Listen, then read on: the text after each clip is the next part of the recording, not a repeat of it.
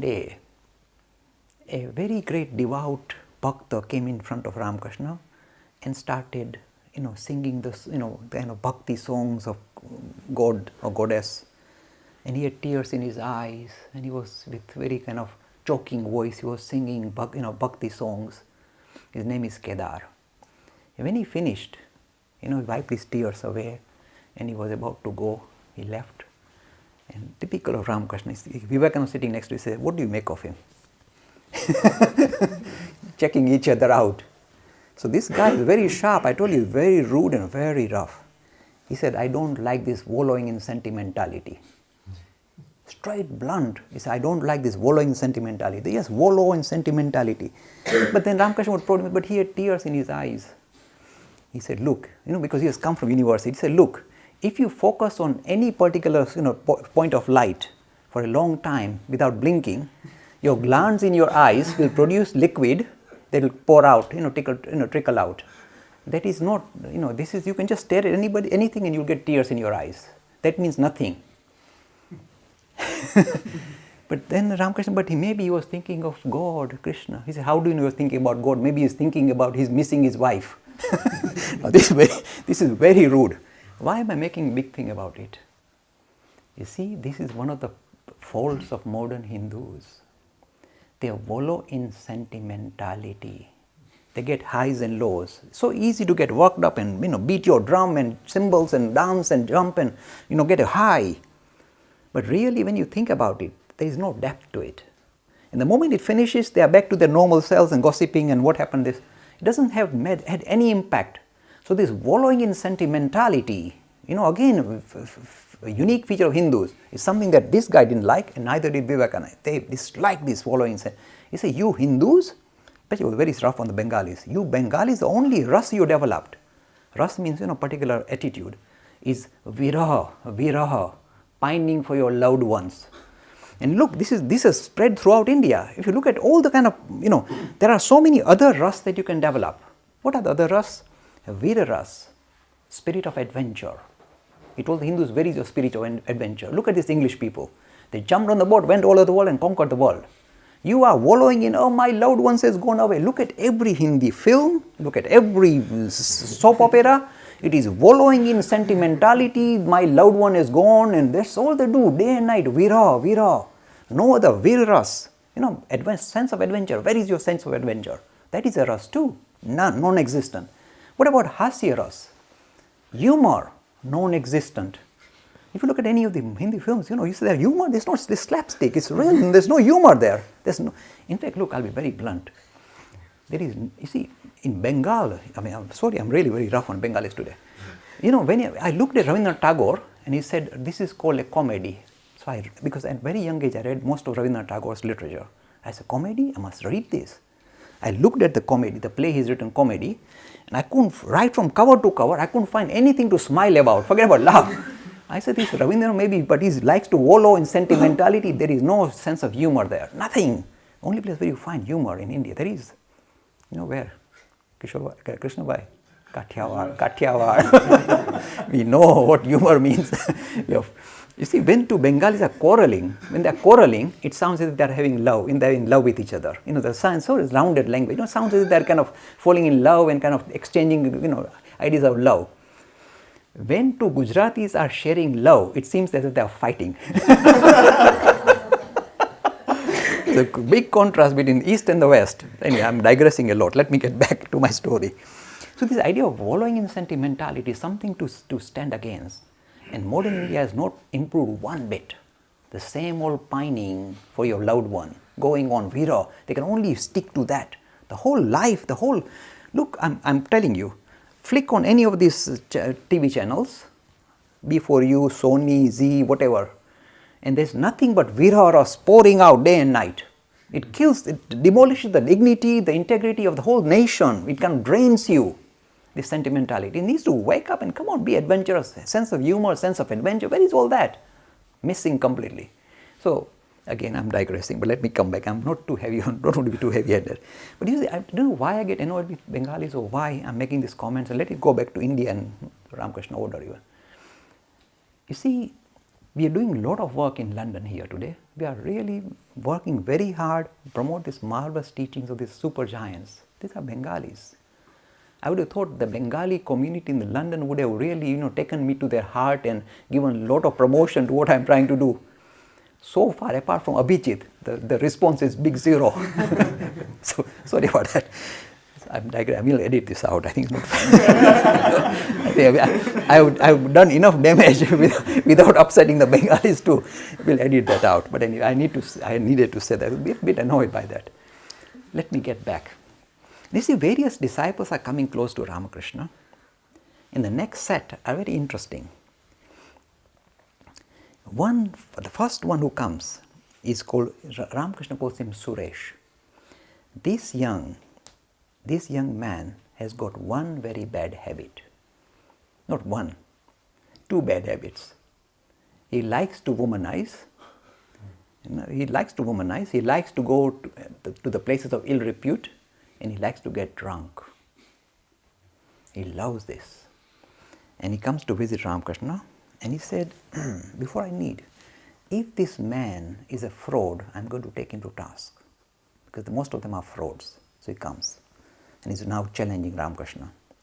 And as soon as he comes, Ramkrishna is talking, he says, there are two kinds of human beings. Those who rely on God and those who want to challenge God. This is how we start the story. When he knows what he's here for. You see, there are some humans who are like monkeys who like to grab onto things. So they like to grab God. And then there are some humans who are like kitten. They don't like to hang on to the mummy. They just go meow meow. And the mother comes and picks her up. So there are those who are kind of keep challenging God and so on, but they are like monkeys, and their grasp from time to time kind of becomes loosened and they fall down and die. And the kitten is safe. The mother is holding her. And this man was listening. This guy seems to be telling me something here. I'll come again. He gets hooked. But now, you see, people complain that this guy is a drunkard and he's visiting the places of ill repute. How will you, change him? Ramkrishna said, come, let him come. They said, first of all, when we visit him, we won't tell him why we are here. If he starts the topic himself, conversation, then we know that he is serious. We won't tell him why we are here. So two friends visited him. As soon as they went, Ramkrishna said, Suresh, why are you worried about drinking? Nothing wrong with drinking. He's giving you permission to drink. This is good stuff here. He said, the only thing you do, Suresh, is drink in moderation and take your glass of wine and offer it to Kali. Offer it to Kali and then drink it as prasad.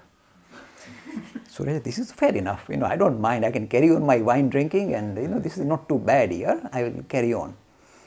So he goes home and starts practicing this. And look, this is the real story. Before he could drink as much as he likes and really become very kind of uninhabited and talk what he likes, talk nonsense, now he starts drinking. And once he takes a few sips, this is a real story. Once he takes a few sips, the doorways of his heart are opened up. And he sings the name of Mother Kali day and night. He's singing away, glorifying Mother Goddess. Bhakta, drunk Bhakta. But he sings the glory of Mother Goddess. He can't help himself. He didn't realize what he has let himself into. And he becomes a great devout of Kali, Mother Kali. And he's singing nothing but this. And people report it to Ramkrishna. He says, yes, it's working now. Let him keep drinking. So what was an obstruction, he turned it around into become a very powerful tool to open up, to remove his inhibitions and to relate to the idea of spirit. And he became unusual, devout devotee of Ramakrishna. In fact, he became one of the suppliers of the material that Ramakrishna needed in later life. See, when the disciples were struggling, whatever money he had, he put it on the table, saying, "Use this." Became a great devotee of Ramakrishna. So a person dramatically changed round, and this became a great devotee of Ramakrishna and a great helper of Ramakrishna in days to come. But the next personality I'm talking about is the master of kind of leading a very colorful life, if I can say so. And the name of this personality is Girish Chandra Ghosh.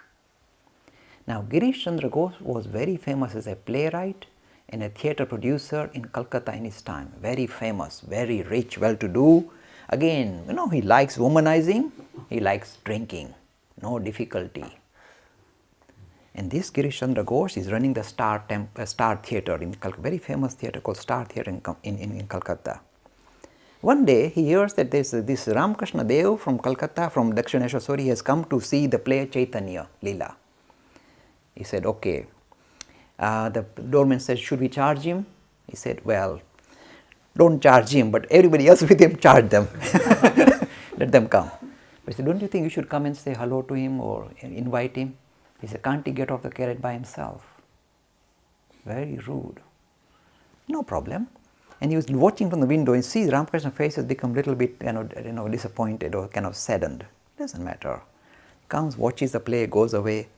And the interaction continues. And Girish is not very convinced by this personality, but continues to interact in a very robust manner with him, challenging him almost every time they meet. He keeps challenging him, threatening him, saying even this can't be right. And Ramakrishna continues to be very soft, very kind, very gentle to him and continues to interact with him. Then one day he said, Girish, can you do me one favor?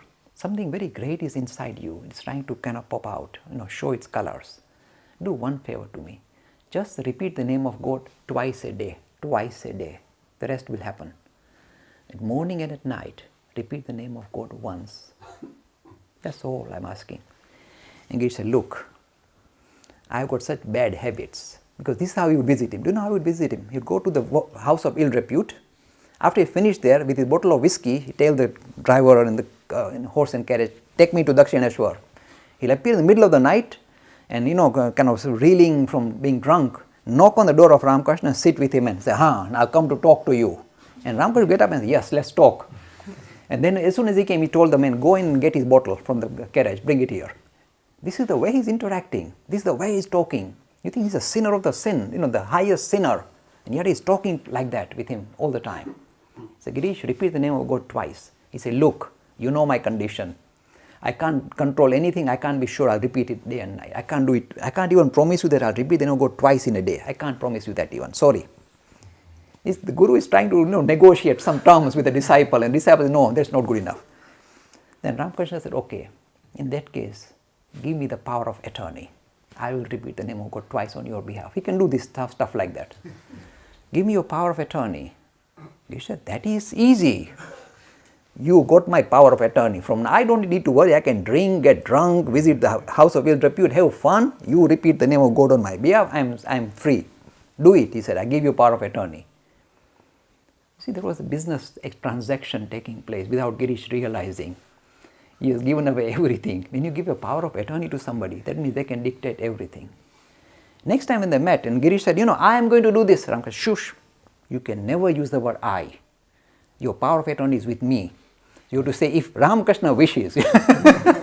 You can never say I anymore, because that's what power of attorney means. I have got power of attorney on your whole life now. You can't never use the word I. You can't do anything. You say, if God wills. From now on, say, if God wills. Everything you say God wills. You don't have. He said, I didn't realize all that. My personality is gone. Pinch that. But let me just tell the story. Let me go fast. This Girish, who appeared to be the most worst sinner, became one of the closest disciples of household disciple of Ramakrishna. He cried tears again and again, say, how rude was I to this God-man who was coming to visit me? How rude could I have been? He would do everything to appease Ramakrishna from now on. And do you know what happens in later stage? At later stage, when Girish continues, he would tell his friends, his drinking disappeared because the power of attorney was gone, everything started to disappear. Drinking disappeared, womanizing disappeared, became a great devotee. And he would just meet these disciples, Ramakrishna, chat with them, interact with them. Do you know what he told once some of his disciples? He said, look, if I had known how graceful, how big is the grace of this Ramakrishna, I would have drunk more whiskey. Because he would have forgiven anything. He said, I have drunk enough number of, he used to boast. He said, I have drunk enough whiskey that if you put them end to end, it would reach the moon. He used to boast about it. He said, but if I had known what majestic, graceful person I'm in front of, who could forgive me any sin I would have committed, I would have committed even more if I just found out a bit earlier. Look at the language, look at the mannerism. Tremendous devotion, real, and nothing but purest of devotion flowing in the rest of his life. You see, when he was about to die later, I'm just deliberately fast forwarding the story. When he was about to die, he was ill, and some of his disciples would visit him. And one day, he was sitting there, and some disciple walked in. He said, "Can you see that slipper?" He said, "Yes." "Bring that slipper and hit me on my head." I see, you talk like that. So why should we? You're ill, and you want me to pick up the slipper and hit you on the head as well? "Come," he said, "pick up the slipper and hit me on the head." He said, "Why?" He said, "Tell you why. Just now I was thinking, what is going to happen to me when I die? What a stupid thing to think about. I'm sitting at the grace of this super personality. Why am I worried about what will happen to me at die? So I'm an idiot. Sorry, I need to be beaten up. Bring the slipper." It was that love, that closeness. You see, let me touch on one other thing. This Ramkrishna remained hidden from the rest of the world, in the sense that nobody knew what personality was this Ramakrishna. He was almost, even the people very close, even these close disciples couldn't discern whether he's just a great bhakta, an avatar. Who is he? They were trying to suss him out, and they couldn't. Even they were struggling. Even Vivekananda, until last minute, wasn't sure, who is this? What great person? Because, as I said, his ordinariness was very deceptive. So very few people recognize what his personality is all about. You see, one person who had no difficulty was this Girish Chandra Ghosh. Nobody else, no other disciple could recognize the majesty of this person except this, because of all this power of attorney nonsense. When Ramakrishna was suffering and he was about to pass away, just a few months before, on the 1st of January in 1886, he was suffering very serious, very ill, in a garden house in Calcutta, and on that day he had just enough strength to be able to walk and come out of his room. And he came out of his room and started walking on the pathway in the garden, and under the tree were sitting some of the Ramakrishna's monastic as well as householder disciples, and chatting and worried about Ramakrishna and talking about him. And Ramakrishna came near, he had a little shawl on his head. He came near, and as soon as he came, the disciples bowed down to him, and Ramakrishna jokingly told Girish, what are you telling people about me? What kind of things you are spreading about myself? And Girish, without any hesitation, fell down on his knees with folded hands. He said, you are asking me what I am saying about you? Let me tell you. Him who the Vedas cannot define, the Upanishads and the Vedas and the Gita cannot define or describe, you are asking me to describe that? They fail to describe you. How do you expect me to describe you or define you? When he said that, Ramkrishna, the shawl went off. For the first time in his life, and the only time in his life, he showed his true colors. He became different. Otherwise, always a humble, yes, devotee, yes, mother, like that. On that particular morning, on the 1st of January in 1886, called a Kalpataru day, Ramakrishna stood up, his shawl thrown away. He looked at the disciples. The whole atmosphere got charged up. Completely, they all got lifted up. And they all started to feel, tears of joy flowing from their eyes and the hair standing on end. Real experience of spiritual. The whole lot of them lifted. He looked at them saying, what do you want from me? What do you want? This is called Kalpataru, the wish-fulfilling tree. Anything you want, you get it. He was in that mood. He said, what do you want? Every disciple started to sing and dance and circle around him, like a merry-go-round. And all came in front of him and asked for something. Some wanted to see the deity of their choice. Suppose I love Krishna. I want to see Krishna. He said, look. And he would see Krishna. Various disciples asked various things which will remain private. But one person called Upen Babu said, money. Whatever. In no time, he became a millionaire in Calcutta with a chirut, with cigar, wandering around. Upen Babu, the great publisher. Everything they asked, they got. And who set light to this whole phenomena? Girish Babu. because he knew that he was dealing. You see, the others were struggling to make sense and try and classify this person. Is a bhakta, a great bhakta? Who is he? And this Girish Babu had no difficulty. He said, the Vedas failed to define you, classify you. Why are you asking me? And that was enough to spark, to open up the doorways. He said, what do you want, my boy? Anything. Kalpataru. And that particular day is very famous and is still celebrated as the Kalpataru day. And the person who ignited it is this very humble, if you like, this kind of wayward disciple of Ramakrishna called Girish Chandra Ghosh. In the final moment of his life, Girish Chandra lying in bed, looking very tired, about to give up his body, and somebody recorded this. Suddenly he lit up, he sat up, felt very excited. He said, look, he's a dramatist. His whole life was play acting, playing and writing plays. So a person with this stature requires a special, if you like, exit point. You know, his cue. He suddenly sat up on his bed and said, Master, you come, let's go. And he just passed away. But this is when you store this, it will make you feel, why, this stuff like that can happen? And his exit was also like dramatic, you know. Oh, Master, you come, let's go. That's how he finished. You see, I'm touching on various personalities and the way they interacted with this super personality and how their lives were charged up and were divinified by just coming across this person. You see, just as this picture has very unique history, and I mentioned this story about the picture some time back, that Ramkrishna was not very keen to be photographed, and the only way you could photograph him is to talk about God, then go into meditation, and then you picture him. This is how the 3 pictures were taken of Ramkrishna when he was alive. All of them, somebody pushed him into meditation, and then they photographed him. One of the best ones is actually the one taken at Keshav Chandra Sen's house, you know, the Brahmo leader. He walked in and he was in that very, very unusual mood, and you know, his eyes are indrawn. You see, again, this meditation with open eyes, the feature of his personality. Open eyes, because for him, inside and outside are, by the way, the whole thing is Brahman. So he doesn't need to close his eyes to see Brahman. With open eyes, he sees that. That's why open-eyed. The other one with that, you know, a feature, that's a unique feature, posture. And that picture is very dramatic, very powerful, especially his face. If you look at the face, it will make you feel that this is something special going on here, because his eyes are indrawn like that, and still tremendous bliss visible in the picture.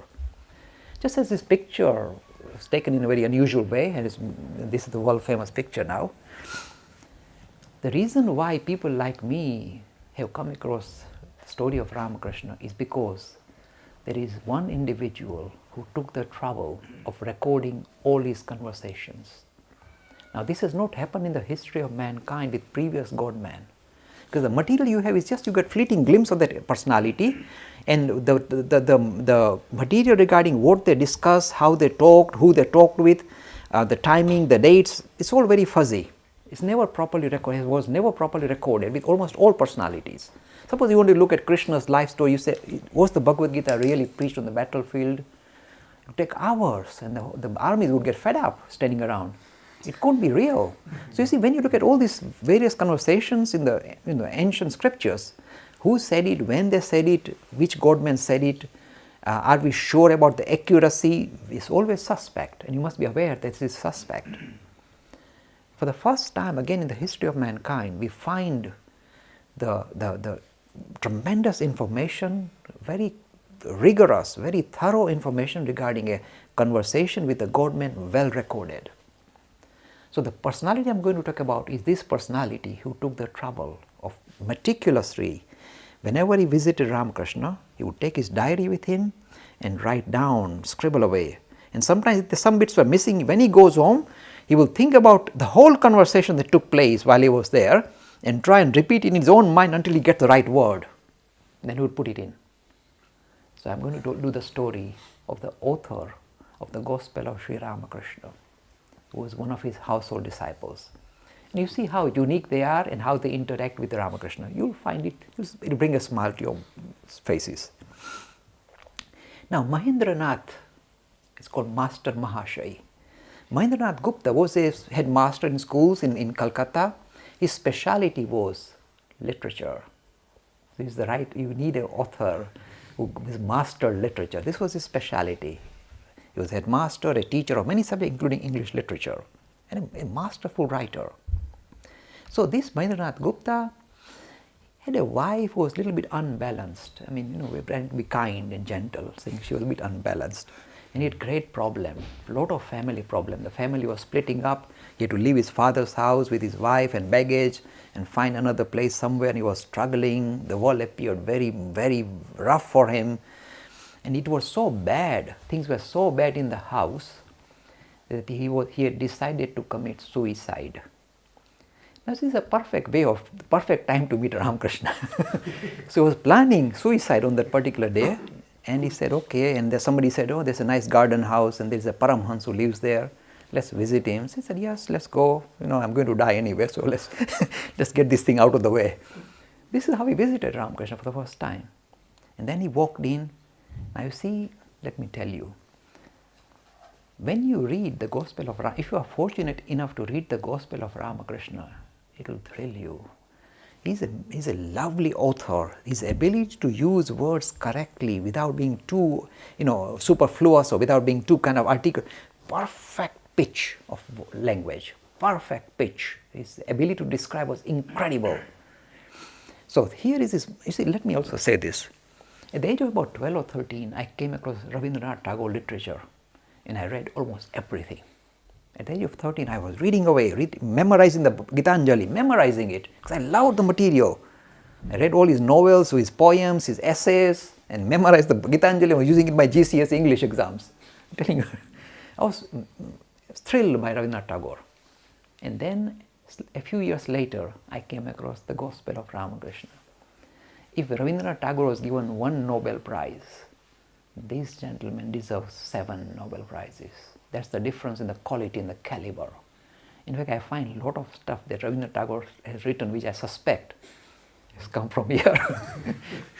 I got enough problems. You see, that is the majesty of this writing. Incredible writer. Anyway, he meets Ramakrishna first time, and he's immediately, look at his way of, look, when he describes the meetings, he takes us, he lifts us up from here and transports us to that time, that day, in that particular location. The language is such that he'll transport you there, he'll take you there. He will say things like that. The evening has come, the Vesper service in the temple is over, the cymbals and the bells were ringing, and the sound was carried on the banks of the river Ganga, and the evening sky was becoming dark, and the birds were, kind of chatter, and the flow of the Ganga was making a chattering sound. And I went into the room of the master. He calls Ramakrishna the master, and he calls himself M. Reduces his own, no ego, just M. He had no ego, this man. He said, M entered the room, and there was a little bit of incense stick burning there, and he could see the master smiling and sitting on the little wooden bench, and the devotee sitting on the mat on the floor. It was like Sukadev, dishing out nectar which the devotees were drinking.